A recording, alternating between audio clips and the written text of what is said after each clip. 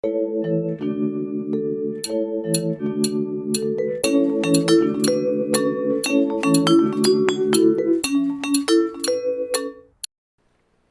there everyone, I'm Shauna Randolph, Edmonton Humane Society spokesperson, and welcome to our July 2012 Edmonton Humane Society's podcast, brought to you via Fuse Logic Television. We are so happy with them, and we have the pleasure of doing this once again in our beautiful shelter. Coming up in this month's show, how we're able to help a financially struggling student have her new dog neutered, and how we're able to help others who may be financially challenged. All about our PALS program coming up.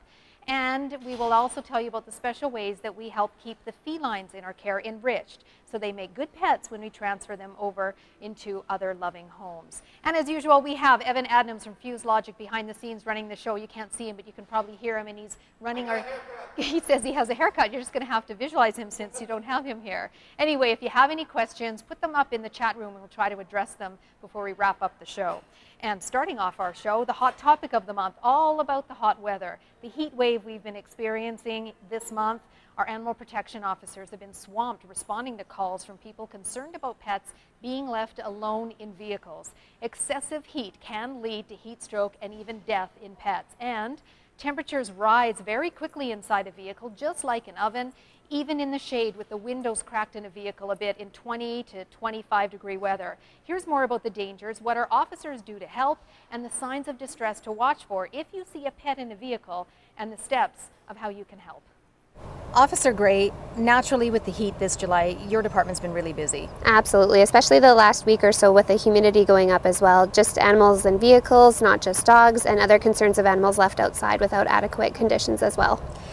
Pretty much when it's between the 20 to 25 degree range, that's really when you get more of the calls, right? When Yes. people are thinking, well, it's not that hot. Yes, exactly, and that's when the temperatures can really increase in the vehicles. So tell me what happens. You go on scene, what do you do? Yep, first we assess the situation. We want to actually locate the vehicle. So that's why when you call, it's really, really important that you're giving us an exact description of the vehicle, including the license plate and where the vehicle is parked. So we're going to go and we're going to locate the vehicle and then assess the animal and see what kind of physical condition it's in. So actually assessing if the animal's in physical distress or physical danger. And what are those signs? The first couple things that we look for, if we see that a dog's, barking, they're alert and they're responsive, that's a good thing. You might even see some signs of aggression if the dog's guarding the vehicle. Those are all good things. Those are showing that the animal's still alert at that point. Things to start to show that we might be getting in some danger is if the animal starts to become a little lethargic or a little wobbly, or they start to be excessively drooling or panting. The tongue might just start to change to get a different color. Dark, right? Darker. It might go darker pink or even start to get into that purple range. The dog could be starting to become looking for ways out, so sticking its nose outside of the window and just starting to look a little bit more like it's really wanting out of that vehicle. But really at that point, if you're not on scene and there's someone else, they shouldn't be breaking windows. No, absolutely not. Unfortunately, you can be held responsible for that. So that's when you need to give our department a call back and give us an update on the situation. And there's lots of things that you can do to help us on scene too. If a vehicle is parked in front of a mall, go in and talk to security. They'll page the owner of the vehicle or go into information. If it's parked in front of a restaurant, go in and let the staff know. Businesses around the city are really, really good about helping us in situations like these. And really to understand that there's only two of you, and we are a not-for-profit charity. We're not affiliated with any other organization. No, we're not. There's only two, and it takes a little bit of time to get there. It can. Unfortunately, we only have two vehicles as well. So we try and scatter ourselves in the city. One officer will stay maybe on the north side, one will stay on the south side, and we're dispatching based on priority too. So that's why it's so important when you're calling, let us know the physical description of the animal. How is it acting? If that animal is starting to become in physical distress, we need to know. But if the animal is barking and just alert and responsive, that's an okay thing. That animal can wait a little bit longer, and we might have a priority call we need to get to. But if it really is a serious situation, what do they do and you're not there? They need to contact the City of Edmonton Police at that point, the non-emergency complaint line, and that's the 780-423-4567, and let them know. They can also get a hold of us directly if needed. The Edmonton Police Service can, but that's when you want to start covering your tracks, doing the things like going into all the businesses, start canvassing the neighborhood. That's something a person can do while they're on scene for us, while we're on our way there. Right. Okay, back to when you're on scene. You have a device here. What is this? And please show me what you do with it. Yes, this is actually a temperature gauge. So what it does is it shoots a laser into the vehicle, and this is how we measure the temperature inside of the vehicle to see what conditions the animal's in. So our van right now, the window is cracked a little bit. This is the only window that's open, and the van has been sitting here for a little while. So basically what we do is we put the thermometer in, or the laser in, and we try and measure in a spot where the dog is already. So if the dog's sitting on a seat or on the floor, you hold it here for a couple seconds, and we can see that our reading is over 40 degrees Celsius. Wow, that inside is the vehicle right now. And it's about just under 30 outside. Yeah. That's huge. It's huge, and it can really affect animals. And it doesn't depend on the breed specifically, or the age, or the sex. It's each animal specifically. So whether it's a husky or a chihuahua, it can affect them differently. So bottom line for anyone watching, give us a call when the animal becomes in physical distress. Don't be jumping too quickly. Let us know the exact conditions of the animal that you're seeing, and we can kind of walk you through it while we're en route there or before we get there, and again, let you know those things that you can do to help us. There's lots you can do. And never leave a pet alone. Absolutely. In a vehicle. And don't depend on air conditioning. No, or another person. Hardest thing or hardest response that we hear is, my pet wanted to come with me today. Please, please, please leave them at home. Find a neighbor, go to a doggy daycare, anything like that. Just don't bother bringing them. You never know what could happen. Thank you. You're welcome. So again, that number for you to call the Animal Protection Department of the Edmonton Humane Society, 780-491-3517. We also have a web page set up on our website, which again outlines the signs of distress in a pet in a hot environment and the steps a person should take if they see a pet in a vehicle alone. Again, edmontonhumanesociety.com. And now, part of our monthly success story section, a visit from a dog who really stole our hearts here a few months ago, a dog we called Shakina. The 2-year-old Shepherd mix came to us on April 1st with a litter of 3 puppies. They all had a severe case of the skin disease called mange, which is highly contagious to both animals and people. And we worked hard to treat them, keep them all well socialized so that they would be great pets when ready for adoption. And all 4 of them were adopted about a month after coming into our care, beating the odds of the disease. We are so incredibly happy with the outcome. Again, it is something very difficult to treat. And now joining us here in the Edmonton Humane Society shelter is Shakina right here, who's otherwise known as Penny now, along with the lady who adopted her. This is JC McKenzie, and Sadie. So we have all our visitors. We've now introduced them. Welcome to the show. Hi, thanks for having me. Oh, definitely a huge pleasure. As we said, we fell in love with her. And tell me, JC, about why you adopted her in the first place. And by the way, that's her right here. I had been following Shakina's story, and it was kind of shocking to me that she hadn't been adopted yet after, I think she was up for 2 weeks or something like that. Yep. So I came to check her out, and she was in pretty rough shape. She was better than when you guys got her, but she was still missing all of her hair on the bottom part of her. So it's more of the look of her. Yeah, she looked like she needed somebody. So I came to check her out, and I got a little bit worried about the mange thing, so I left that day and then came back about a week later and let her meet Sadie, and they got along wonderfully. Yeah, so she was completely healed, all cleared, and connected. You were telling me before the show started, connected with Sadie very well. Yeah, she was drawn to Sadie right away. We took them out to the fenced yard over there, and they just got along so well. Right, that was the meet and greet portion of our adoption. Yeah. And now Sadie, which is right here, the darker one, which kind of, they almost look very similar. They do. You adopted her 4.5 years ago when we were in our old shelter. That's right, Yeah, and so she must have connected quite easily with Penny. They did, yeah. Yeah. They play all the time at home. It's nonstop. Did you ever think that you would get another one? Were you thinking of it? Oh, yes. Okay. I wanted another dog the day I got her. So, okay, all right, and you waited. Yeah. And you know, true believer of fate myself, I think they were clearly meant to be. Yeah. But what was it exactly that drew her to her? You say you were following the story, but... Yeah. When I came to meet her, she was so sweet and so goofy, and I knew that they would just get along so well. Oh, well, she has a wonderful demeanor, Yeah. definitely. Give people an idea about adopting. You've done it twice. Why the Edmonton Humane Society? The Edmonton Humane Society it's kind of the easiest one just to come to. I was looking at all the other adoption places, and this is the easiest place to come and let the dogs meet right away if you're serious about adopting right away. Right. So that's why I came here twice. Yeah. Yeah, definitely a nice process, and we hear that often from people. Of course, they're spayed and neutered. A lot of the rescues definitely, well, I'm pretty sure all the rescues do the same sort of thing. So it's wonderful, and we are so thankful. And again, we're so happy that she turned out so well Yeah. and has a nice buddy. Yeah. Yeah. You can't see her right now. She's laying down. This is Sadie sitting here. Come Thank here. you again for coming in. Thank you. We really appreciate it. Coming up, we're going to have just a short break though, but we're going to tell you the creative ways our behavior specialists keep our felines enriched here in the shelter so that they make well-adjusted adoptables. One way involves carpet. We'll find out more right after this.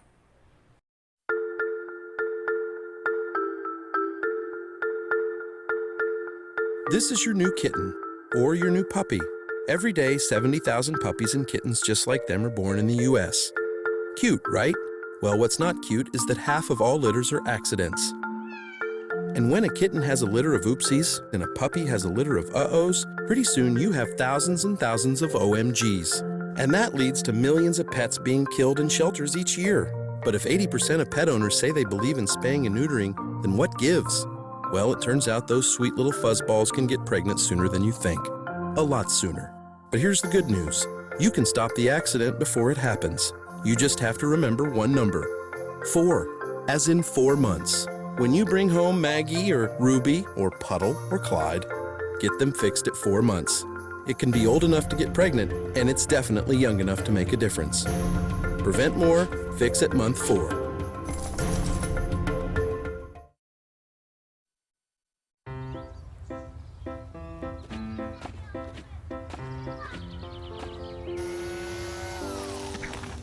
Come on, let's go.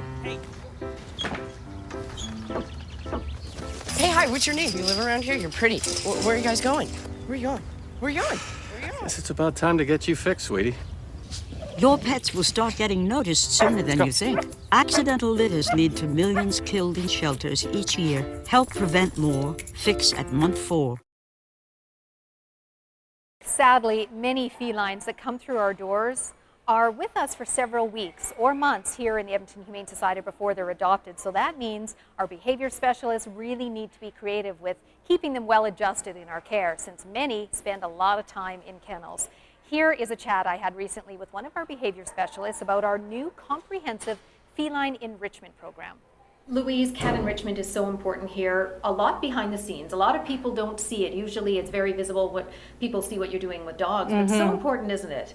It is very much so, and cats are very, very sensitive and can easily fall prey to URI and so on. So it's very important to help them to replicate how they would naturally behave in a natural environment. So we try and enrich their lives as best as possible to increase the range of behaviors and increase their natural way of being. So, and then we do it by a variety of different ways. Right, and one of the newest ones, very smart, is using old, unused scraps of carpet. That's right. And putting catnip on them. Yes. Tell me about that. So we just went and scrounged lots of new carpet that nobody was using anymore, and we had them cut up into strips with 2 holes, and then we zip tied them to the inside of the kennel with the actual glue part is the part that they would scratch, not the carpet itself. But we would rub catnip on them and they would just climb on them, scratch. And scratching is such an important thing for cats. It's very important for them to naturally be able to scratch. Right. So that's really great. So we have it up in kittens and cats. Yeah, and that is new. I'm just going to pick up this kitten we have here, Kitten Cat, as we have her near some of the other items. Tell me some of the other things that you do here. And I don't know if she's going to react a lot to them. I think she just wants to roam. She wants to roam, She's yes. purring like crazy. But show me some of the other items that you have and what you do as part of the program. And if she roams, she roams. Okay, we're Sure. in a safe area here in the shelter. That's right. And so some of the things we do is, this is rather large, but we do have kitty kongs that we will fill with a little bit of kibble and then just plug it with some wet food, freeze it, and then they take forever to chew through it and try and get to the kibble, so it keeps their minds really busy. If we have stressed out kittens or cats, we would use Feel Away, which is a calming pheromone. Right. And then we have kitty bubbles, which is one of my favorites. Yeah, you got to blow the bubbles. Come on over here. No, she's What's she's this? distracted. Maybe we'll try to get her sometime soon. Those bubbles. She's glad to be out and roaming, I think. This is full of catnip. This is, yes, we take soft toys and immerse them in catnip or honeysuckle, and then we hand them out, and then they toss them and chew them and throw them around. They really have a good time. This looks like an old baby blanket. It is actually, but what's really important, and it's something I'd like to try as well, is changing the substrate on in the animals' kennels, so that a cat can feel one thing one day and maybe next week we'll change it up with something different, like a piece of cardboard, or something that will change the tactile, the feel of it for them. So it will give them something to mentally stimulate them. Right. So that's what this is about. And a standard little ball. These are ping pong balls. These are not just regular balls. They're ping pong. They will, like, cats can have a hoot with these because they just zoom around everywhere. It's great stuff. Okay. And then this is that honeysuckle in there? It is, and again, we can soak these in. We'll soak them, like keep them in with catnip and honeysuckle, and we hang these a certain way so that they actually hang like this in the kennel, which kind of emulates one of those spring toys, and so they can just bat it around, and so we actually get it to sit quite like that inside the kennel. Because it's so hard to have we right now have about 200 cats in our holding area in the back of the shelter. It's hard to give them each a chance to be like when we're here in our feline enrichment room. It's so hard to be able to get them to do that all at the same time, that you have to do things in their kennels to keep them enriched, because essentially we want to have pets that are really good for adoption and well adjusted. Absolutely. And another big part of that too is T-Touch, Tellington Touch, that we've spoke about many times in the past. But cats are especially, they welcome it, and it can take 30 seconds. So you can go in very quickly and calm them down very quickly. And even with working on one cat, it has an effect on the entire ward. The whole ward. The whole ward. Them all down. It does. Wow. It's really quite effective. Well, thank you for sharing this with us. It's nice to know what's being done behind the scenes. Yeah, it's super. Thank you.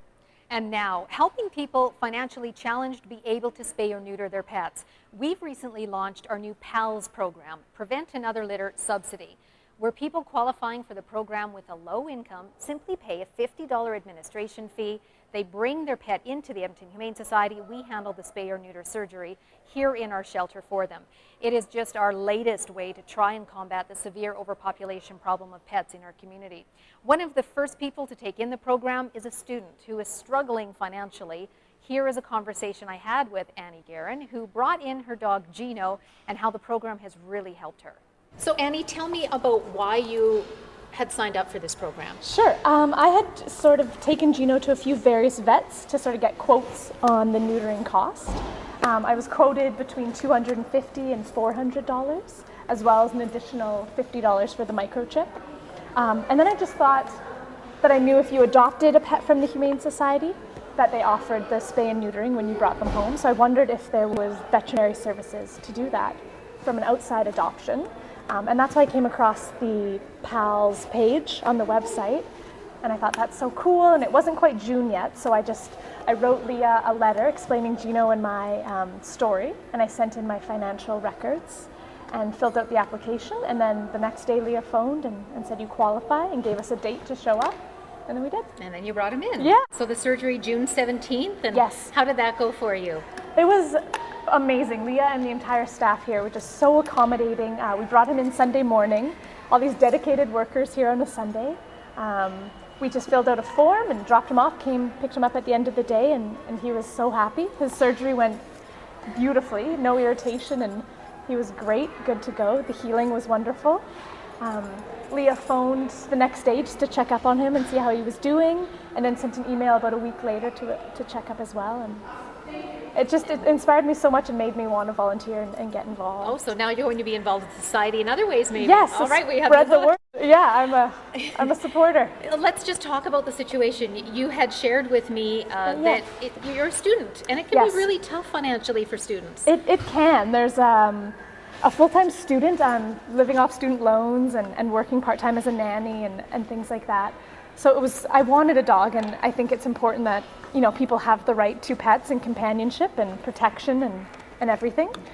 So I had budgeted for his neutering operation, but being able to qualify for the program, I'm then able to to save that few $100s and invest in obedience training, which we're doing for him here at the Humane Society, and just the other costs of life, textbooks and food, and it's great. And I've noticed since he's been neutered, he's calmed quite a bit, and I feel much more confident bringing him around children and other dogs.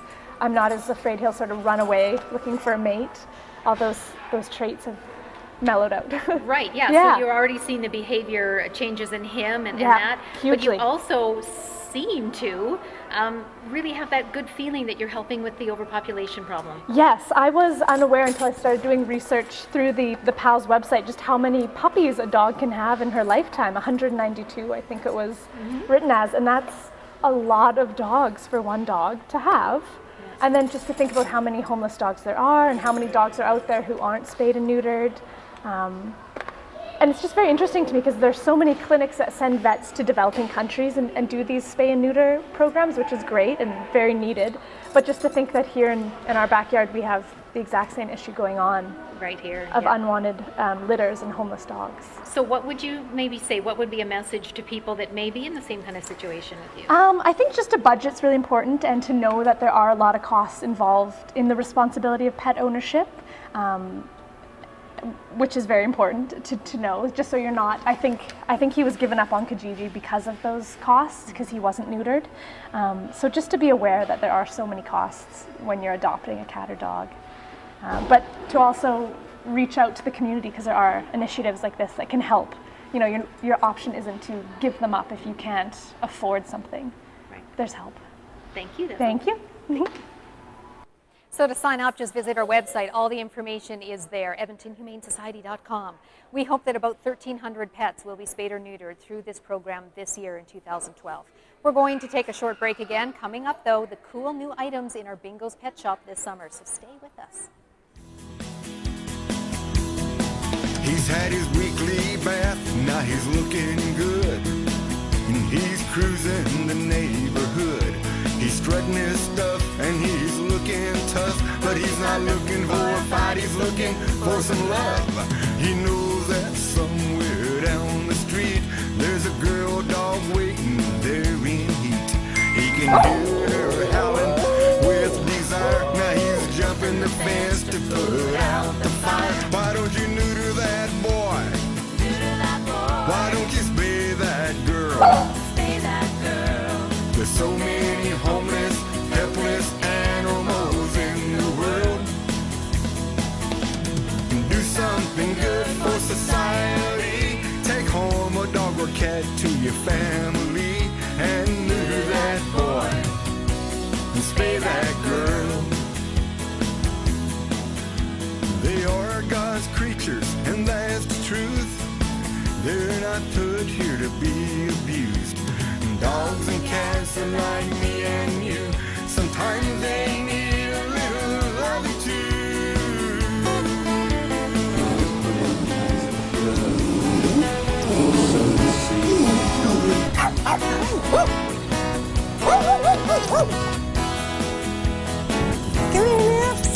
In all the shelters throughout the land, people are doing the best that they can to find the animals a loving home and a family that they can call their own. To all the rescuers, let me say, thanks for your kind, unselfish ways. God's gonna bless you for all you do, and if the animals could talk, they'd thank you too. Why don't you neuter that boy? Why don't you spay that girl? There's so many homeless, helpless animals in the world. Do something good for society. Take home a dog or cat to your family and neuter that boy. Spay that girl. Oh, neuter that boy. Spay that girl.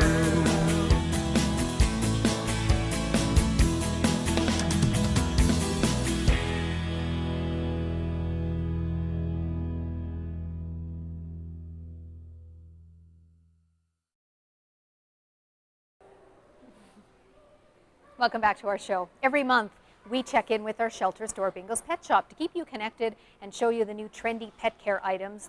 We take you directly each month into the store and to the Bingo's expert, the store supervisor, Nadine Johnson. Let's show you the cool new items showcased this month.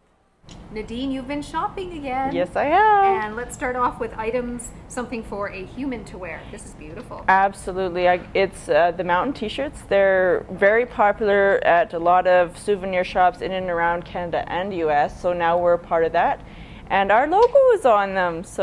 And they got a lot of cat and dog themed t-shirts for kids, children. They're just awesome t-shirts. And good quality, the print stays on too? They are pre-shrunk as well. Oh yeah, yeah, that's good. Absolutely. Because we always have people come in the shop saying, what can I wear for me? You know, not necessarily something for and gifts for animal lovers. Yes, That's a huge thing. Like these. These are gifts for animal lovers. Tell me about these. These are magnets that I found. They are for the fridge, obviously, but they can come out and become a picture frame. For dog and cat lovers. So you have two. You have a picture frame and then another extra magnet that you can put on there. Yes. Okay, it's summertime. Nice. It's hot out. A floatable toy. Yes. Chew toy. It's got tons of textures, and the dog has to actually try to get it out of this ribbed thing, but the ball floats. So once the dog gets out, you can toss it in the water and it'll pop to the top. Of course, this is so important for enrichment for a dog. Yeah. It just keeps them well adjusted and very keeps good their for brain gums. moving. Yeah, the brains, and really good for exercising with their teeth. Yes. And felines. This is, tell me about this package here. It is a cat grab bag that we've had throughout the years, and we still have them, and they're $5 each, no GST. And that's really good because a lot of these items would add up to much more than that in cost, for sure. Nadine, this is a topic that comes up all the time when people come in. Always. About wondering about funds and that sort of thing. This is the Edmonton Humane Society store. It is not privately owned. I am an EHS employee, and all the profits stay with the shelter. That's right. So if you're shopping here, you're helping the shelter. Exactly. Thank you. Thank you very much. And that takes us to the end of our July 2012 show and how a half an hour flies. Coming up next month, we delve into why so many of the animals adopted from us end up overweight in their new homes. It's something that we've noticed. I talked to one of our veterinarians about this issue, the fact that so many pet owners are now feeding their animals too much and not allowing them to get enough exercise. So we will have some healthy pet raising tips for you. Stay tuned for that, much, much more. Of course, that will be on our August podcast set for Monday, August 20th at noon. And that is it for this month. Thank you for watching. Thanks to Fuse Logic Television, as usual, for donating the airtime and live production for us to bring you this show each month. Spread the word that this show will be in video on demand format for others to see whenever they want, whenever you want to see it again, through the Edmonton Humane Society and Fuse Logic TV websites in just a couple of days. Take care. Please keep tabs on us via our website, Facebook, Twitter, YouTube, all of our social media. Take care.